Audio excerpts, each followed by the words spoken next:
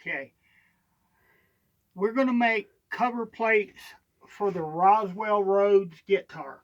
Uh, the actual control cavity cover is here. I'm going to take this control cavity cover out, and then these are control cavity covers that resemble the covers for the original aluminum Roswell Rhoads guitar. So the best way to do that is to take your guitar, trace out the body itself. That way you have your guitar body to work off of. You can do that on poster board or whatever you want to trace it out on. Then your covers, you can do it in the style like the original aluminum. You can do whatever kind of cover you're really interested in doing. I chose the aluminum covers because it gives it that kind of cool futuristic look. Okay, so what I've done in order to get these is I went on the internet, found a picture like the picture of the aluminum Roswell Rhoads guitar from the back. So here is the picture.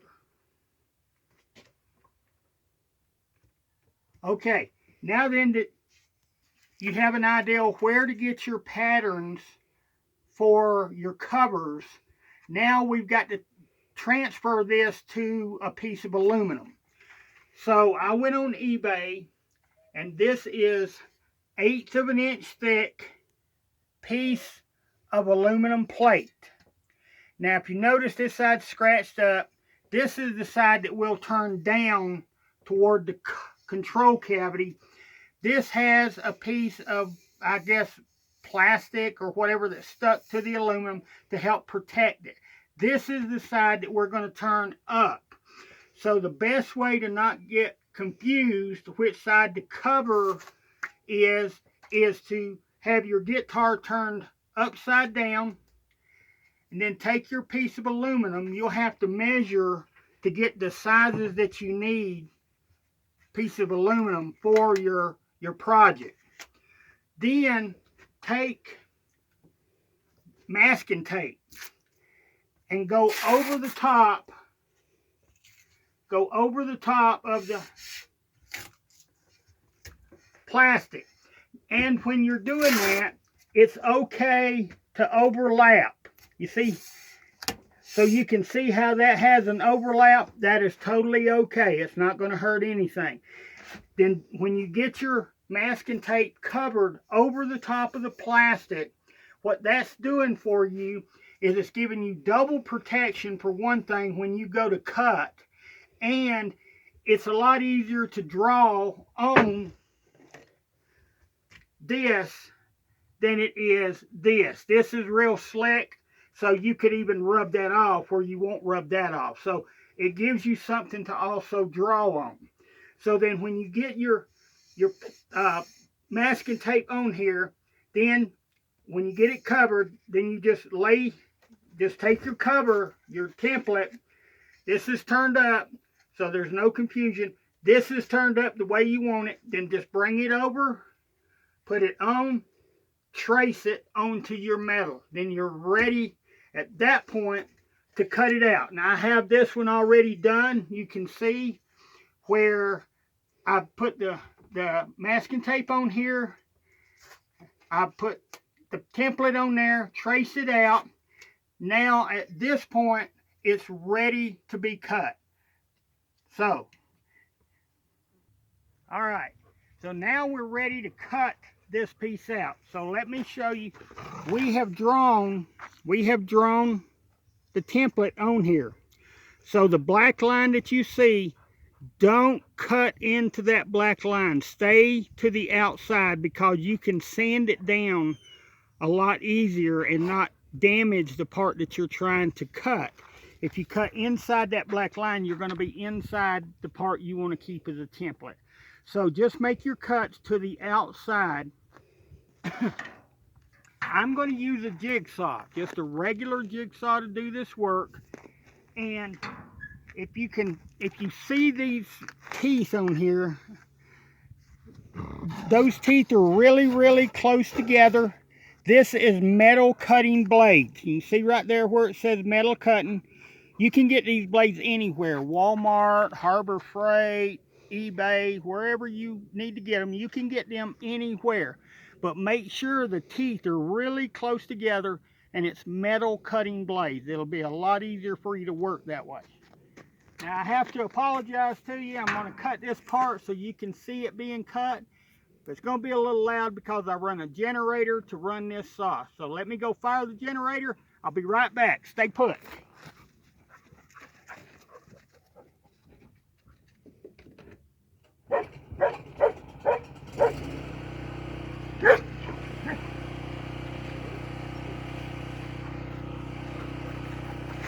Okay, so you can start the cuts wherever you want. That's not really a big problem.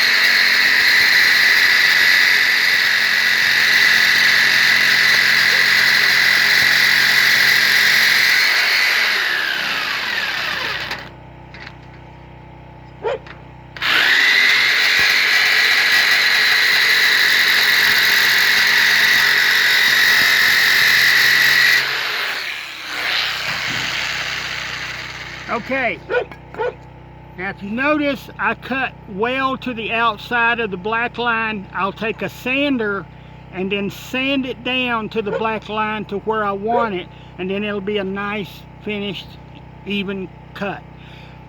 So I will finish up this cutting, and when I get done with it, then I will check back with you. Alright guys, I've got the part cut out now. You can see I stayed well outside the line. So the next thing that we're going to do now is sand it down, which takes all the rough edges off of it and gets it down to the black line where we want it. And I'm going to use electric sander to do that. You can use a block and sandpaper, you can use a file, you can use whatever you have at your disposal to do the sanding with. I'm just going to use this because it's a lot quicker. It gets loud. I'm using a generator. So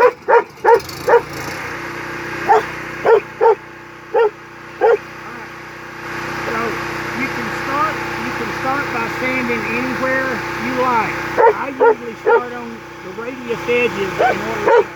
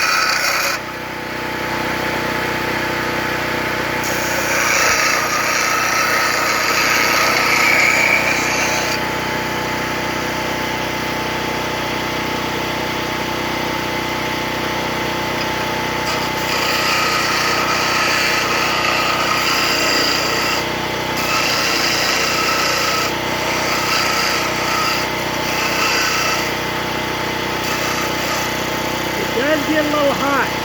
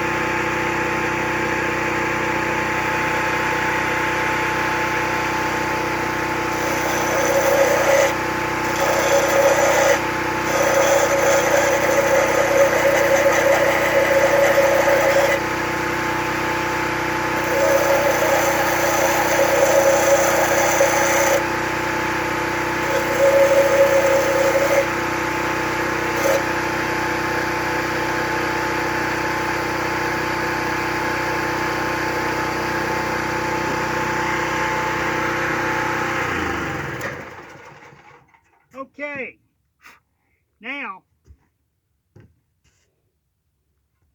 when I do a little hand sanding on this piece here, this thing's pretty hot. This piece here is already finished. And you can see when I get it done, it'll shape up and look about right. Okay, so now we're done with the sander. At least I think we are at this point. I'll take a piece of sandpaper and hand sand just at the edge, just enough to get the burrs off of it, but don't scratch your top side. So when you do this side, just kind of go at a downward stroke like that, peeling it off, deburring it, and do it all the way around on both sides. And then when you get done doing that, now it's time to move to drilling the holes to put your screws. We're going to drill the holes next, and then we're going to countersink it or chafe it to where it'll have a taper to it, so when the screw goes in, the screw head will seat down into that. So that's going to be our next process. So we'll move in from there.